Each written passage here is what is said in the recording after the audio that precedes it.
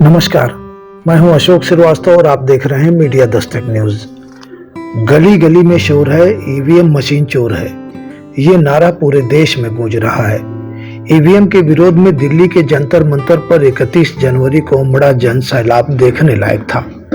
इसे देखकर मोदी सरकार और चुनाव आयोग को अच्छी तरह समझ लेना चाहिए कि आगामी लोकसभा चुनाव यदि ईवीएम से हुआ तो देश में गदर मच जाएगा। सुप्रीम कोर्ट के अधिवक्ता भानु प्रताप सिंह, राजेंद्र पाल गौतम और वामन मेश्राम ने ईवीएम के खिलाफ आवाज बुलंद की।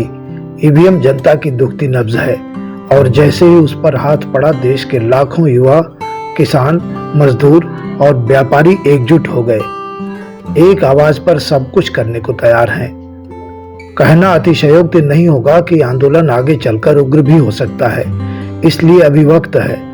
जनता उठ खड़ी हुई है और सभी के समझ में आ गया है कि जैसे रावण की नाभि में अमृत था जिसके कारण वह अमर था, उसी तरह भाजपा की जान ईवीएम में है।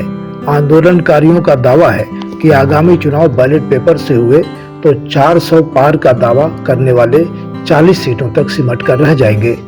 ईवीएम के खिलाफ चल रहा देशव्यापी आंदोलन बहुत बड़े बदलाव का संकेत है। संभव है कि ईवीएम का विरोध भाजपा को ले डूबे। आप देखिए दिल्ली के जंतर मंतर का नजारा। लेकिन आपसे निवेदन है, इससे पहले आप हमारे चैनल पर पहली बार आए हैं तो कृपया बेल आइकन दबाएं और सब्सक्राइब कर लें, जिससे हमारे हर वीडियो की नोटिफिकेशन आप तक आसानी से पहुंचती रहे। नमस्कार। बड़ा खुलासा है कि इस देश के अंदर चुनाव को कराने के लिए जो ईवीएम मशीन है, उसकी जो मैन्युफैक्चरिंग की जिम्मेदारी है वो भारतीय इलेक्ट्रॉनिक्स लिमिटेड बीएल कंपनी की है। बीएल कंपनी अलग जगह से चिप्स लेती है, अलग जगह से सॉफ्टवेयर लेती है और असेंबलिंग का काम जो है बीएल के जिम्मेदारी में हो रहा है।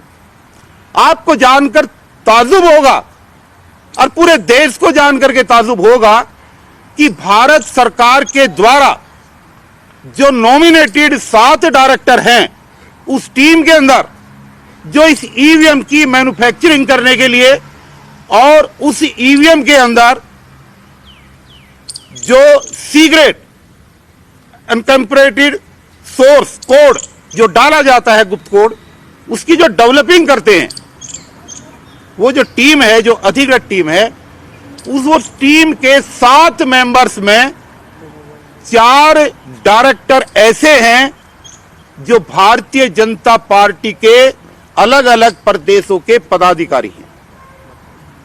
यह बड़ा एक अजीब सवाल है कि यह इलेक्शन ऑफ इंडिया जो कमीशन है, यह मोदी जी का है या फिर ये कमीशन का क्या हो रहा है, ये भारत का कमीशन है? ये एक बहुत बड़ा सवाल खड़ा हो गया है। और अगर इसमें मैं नाम की भी घोषणा करूं तो इसमें कोई दो राय नहीं है। देखिए जो 7 नाम है डायरेक्टर्स के, अभी कपिल जी आपको नाम बताएंगे और मैं उनके सारे फोटो भी दिखाता रहूंगा। देखिए पहला नाम है डॉक्टर पार्था सारथी, और ये जो राष्ट्रीय ओबीसी मोर्चा है भारतीय जनता पार्टी का, उस मोर्चा के आप नेशनल सेक्रेटरी हैं। कितने बड़े पद पर बैठे हुए लोगों को इन्होंने डायरेक्टर बनाया हुआ है। दूसरा नाम है मनसुख भाई श्याम जी कचरिया, और ये एक बहुत बड़े उद्योगपति हैं। 24 से 25 घंटे हुए हैं और 24 से 25 घंटे में ये फोन बिल्कुल भी एक पल के लिए भी बंद नहीं है। रात चलते चलते थोड़ी देर के लिए बैटरी डाउन हो गई तो जब जरूर बंद हो गया था, उसके बाद चार्ज करके और फिर ये लगातार चल रहा है। और आप अपनी आंखों से देखो और लोगों को दिखाओ, मेरे कहने की जरूरत नहीं है। हर पल इस पर फोन आ रहे हैं, लोगों का रेस्पॉन्स इतना जबरदस्त है। और ये जो मोबाइल फोन है, ये जो नंबर है, ये अब इस आंदोलन में जब तक चलता रहेगा। लोगों से अनुरोध है कि इस नंबर पर जो 9667222062 ये जो नंबर है मिस कॉल का, लगातार इस पर मिस कॉल करें ताकि देश की जनता भी जान ले, इलेक्शन कमीशन भी जान ले, इस देश की सुप्रीम कोर्ट भी जान ले, तमाम संस्थाएं जान लें कि कितनी बड़ी संख्या में लोग ईवीएम से चुनाव नहीं चाहते। जनता नहीं चाहती कि ईवीएम से चुनाव हो और हम देश की जनता की आवाज के साथ में खड़े हैं, जनता के साथ में खड़े हैं। और अगर जबरदस्ती ये चुनाव किया गया, तो मैं कह रहा हूं आपको, इस देश की जनता इस बार ईवीएम से चुनाव नहीं होने देगी।